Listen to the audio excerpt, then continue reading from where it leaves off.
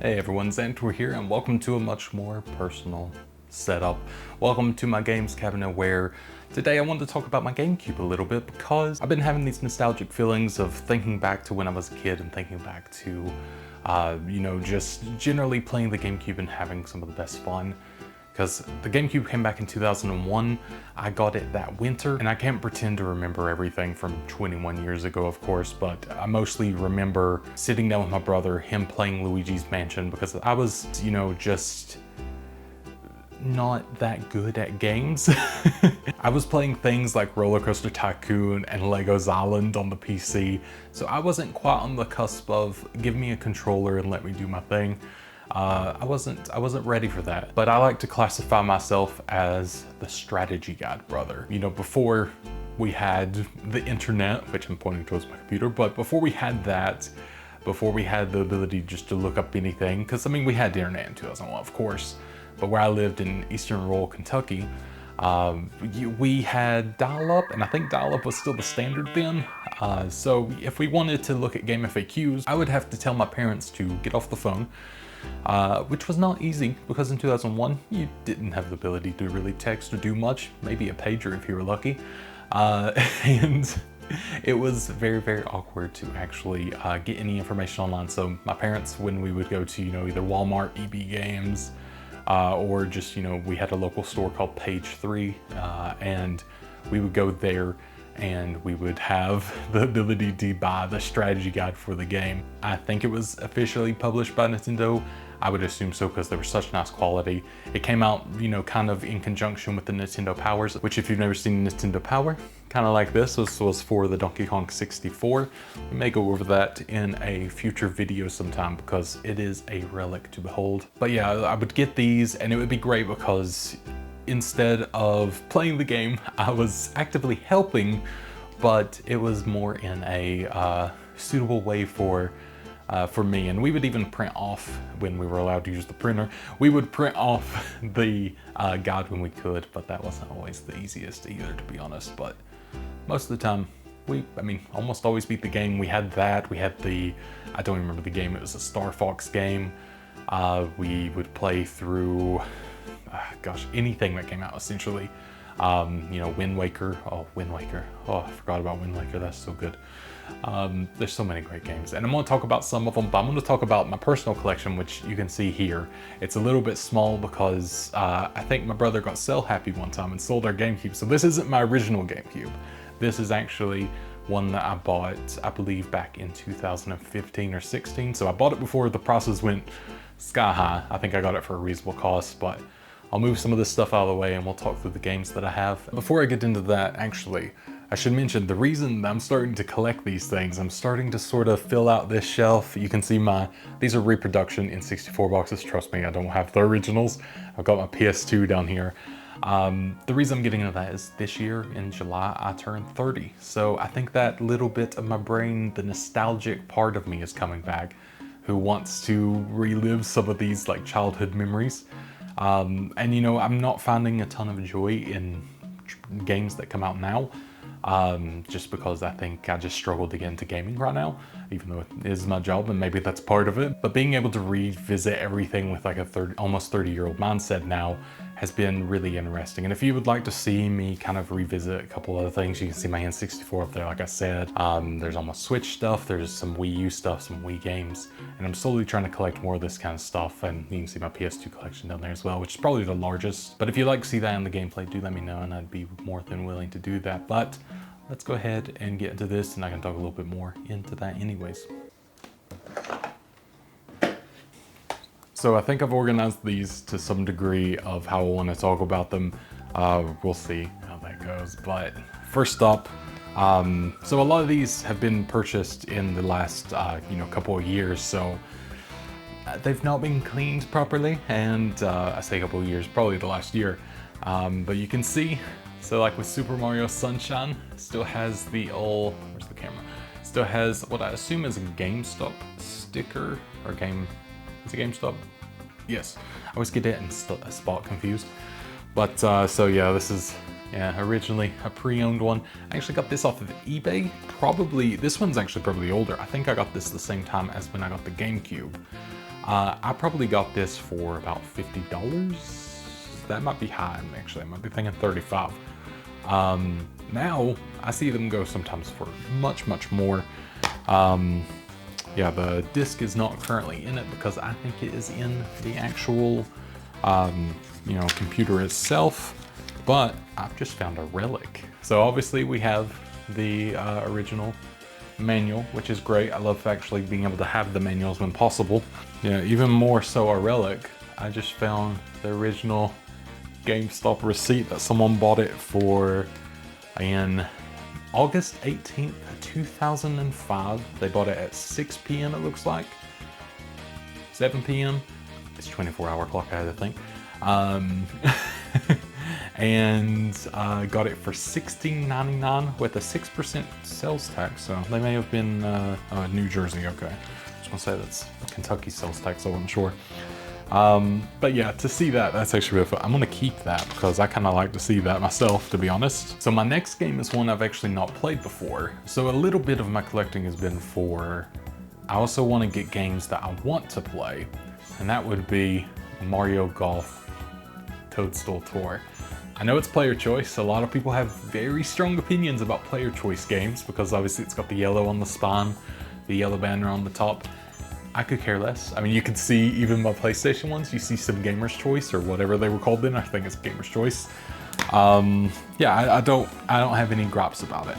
So I got this from Half Price Books. It's a local place. Well, not a local place. It's just from our local one, or maybe I got it in North Carolina. I don't remember. Either way, you can see it's got the game in it. It's got the manual. I don't think it has anything else in this one, although I do see, I think what seems to be, I think that's actually, the official guide from Nintendo Power. So kind of what I was talking about before. That's actually really cool to see. So it was the official player guide, but then it also had the Nintendo Power, or not episode, magazine for that one, which that would be one that I should look out for. So if I see it on eBay, I may get that one in the future. Now this one is very special to me. A lot of people may not know that I'm a huge basketball fan, or at least I was as a kid. I'll be getting into baseball as I get older, don't know why. But as a kid, I was a huge Kobe Bryant fan. I grew up in the Michael Jordan generation. I used to have the, you know, cardboard stand out or cut out as a kid of him. All of my cats were named Michael Jordan. Legitimately, there was like 13. And yeah, so it managed to stick around in my life for a long time. And Kobe, when he was young, of course did. This is when he wore the number 8. This one is so good that I actually own 2 copies of it for some reason. Don't know why. I think both have the game as well. But yeah, so you got what sometimes the number 8, they will call him Afro Kobe because he used to have an afro at the time. But yeah, it's such a relic in itself. I also love that on the back it had the Nintendo customer service. I just think it's such a neat little thing to see. But I love that it has the old logos of the teams all along the top, like the Memphis Grizzlies just looking crazy over there and so many other things. But yeah, so this was in 2002, so you know, I had a lot of my favorite players like Steve Nash. I got to play with, you know, Shaq. I mean, he was in for a lot longer, of course, but like Tim Duncan, David Robinson, so many others. I was a Spurs fan at the time, but it's just such a fun one, and to have that is really nice. And unfortunately, Kobe is no longer with us, but I've been trying to collect things like this that, you know, of course I loved, and it's very, very, very fun to have. All right, so we're back with something else that I've not played, which a lot of people may find this crazy. But this is from a place called Game King, which I don't know. But it is Pokemon XD Gale of Darkness. So that's not one I've played. It's one that I need to play, of course. But this one, it was real simple. I got it at Goodwill, actually. But it has the actual game with it, but it has, sorry for the noise, it has some damage on it and everything. But I got it for, I think, $1, maybe less. They were freakishly cheap. I actually have a collection of GameCube games I got right as the pandemic was sort of coming to an end. And, you know, more people were opening their stores again. So I went to a Goodwill with my wife, and it was just there at the bottom, a big stack of games, which we have some really interesting ones that are actually worth pretty decent bob, so it's kind of interesting. So I think a lot of people will relate to this one, especially Mr. Video Game Donkey.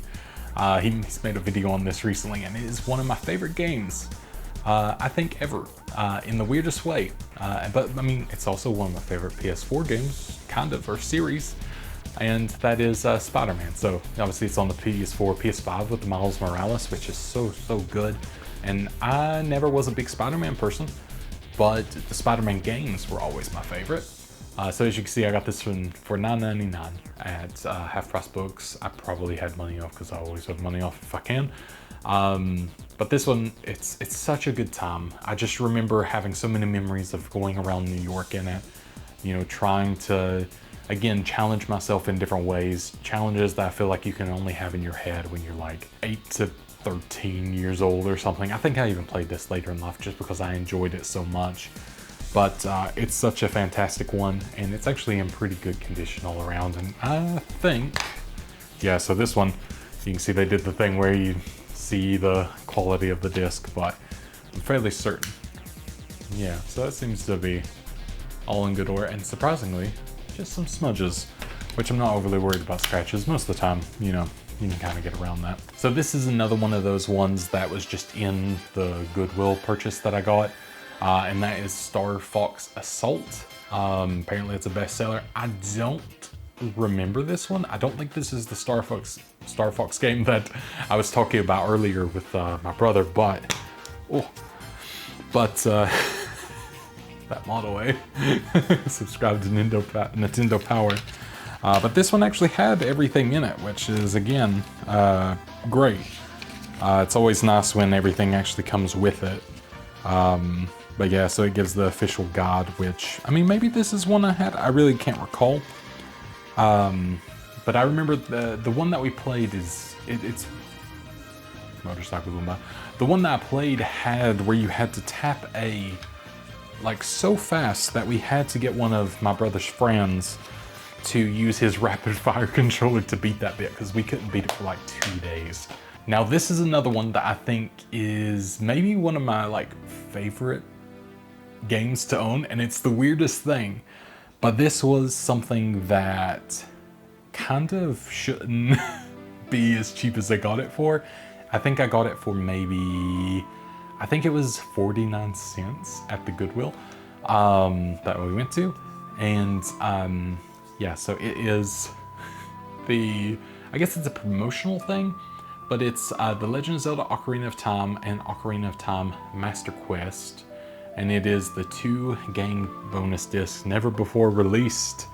Has all the fun bits on the back there. I don't know how much you can see behind my face, or I can't see what I'm looking at. But you also got sneak peeks to other hot titles such as F-Zero, 1080 Avalanche, Legend of Zelda Wind Waker, Wario World, Metroid Prime, and Legend of Zelda Link to the Past 4 Swords, not for resale. So that is, that was like probably the best thing to find. It is in immaculate condition, actually has the case with it, has the special preview. I don't think I looked at this. Oh, so Wind Waker special preview. So there's even things that I haven't even looked at, which I would love to have that. That would be pretty cool. That is really cool. But yeah, it has the whole introduction in there. That's actually really cool. I don't remember that being in there. And then it, of course, advertises the strategy guide that Nintendo has made. But that is super cool to see. I didn't realize that was there. So this one is All-Star Baseball 2002. I don't know why I have this one. I think this came for a super cheap price or with a bundle of something. But I believe that is Derek Jeter on the front of it. So there's that at least. In fact, it looks like maybe that's his thing there, his signature. I'm not entirely sure. I'm not very good at signatures, and I didn't really watch during that time, but yeah, I mean, it's a Yankees jersey and it kind of looks like them. So you have, you know, the instruction booklet, you got everything in there.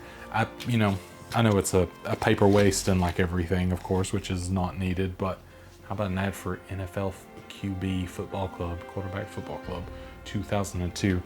But yeah, I know it's not necessarily needed, but I do rather miss when there was, you know, just copious amounts of paper of instructions. They were so useful. But yeah, with the internet, there's no point. And this one I mentioned earlier, of course, because this was the one where my brain could just turn off, go free, and have a great time. And that is ATV Quad Power Racing 2. I was really into, so my dad was a mechanic. He owned his own shop. We had dirt bikes, we had ATVs, we called them four-wheelers because I'm from Eastern Kentucky. And, you know, it was such a good time to have things just that I was interested in, of course.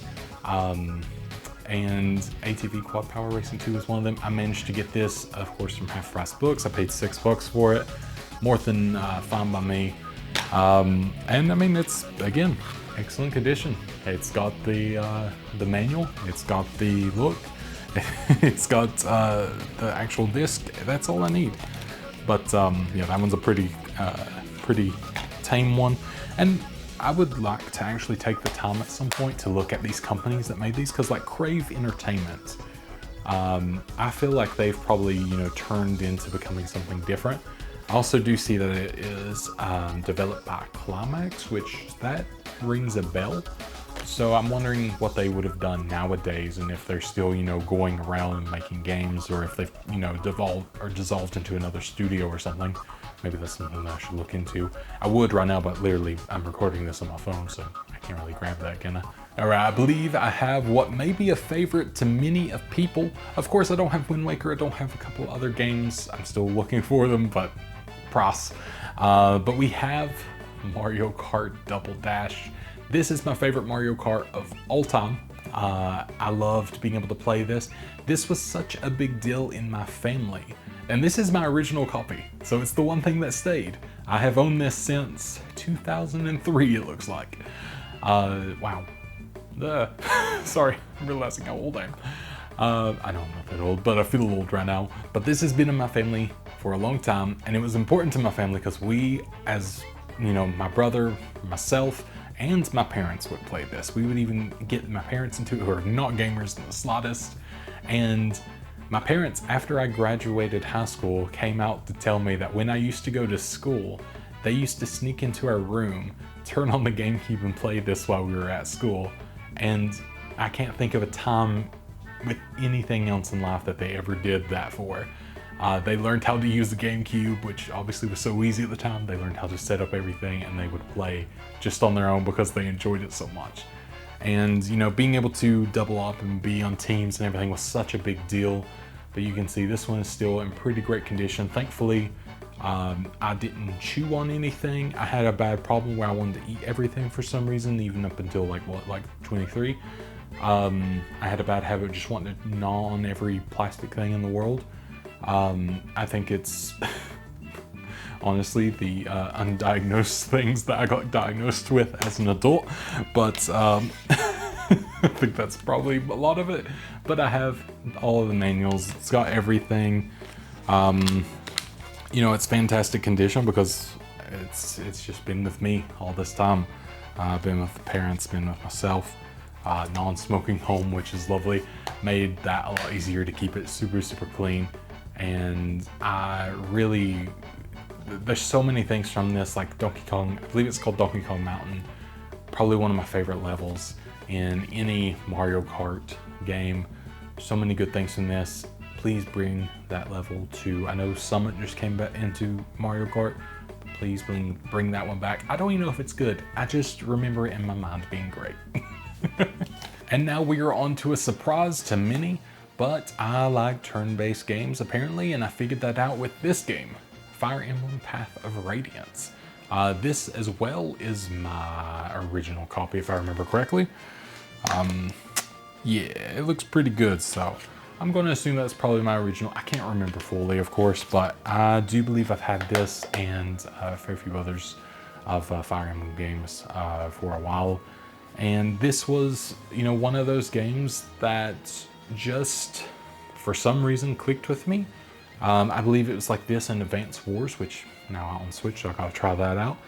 But it was just one of those games that just just clicked with me, and it was because I knew who Marth was, and Roy, of course, from this series, and I think Marth was a big part of this because that's who I used to main in Super Smash Bros. Melee, and that's where we go on to next.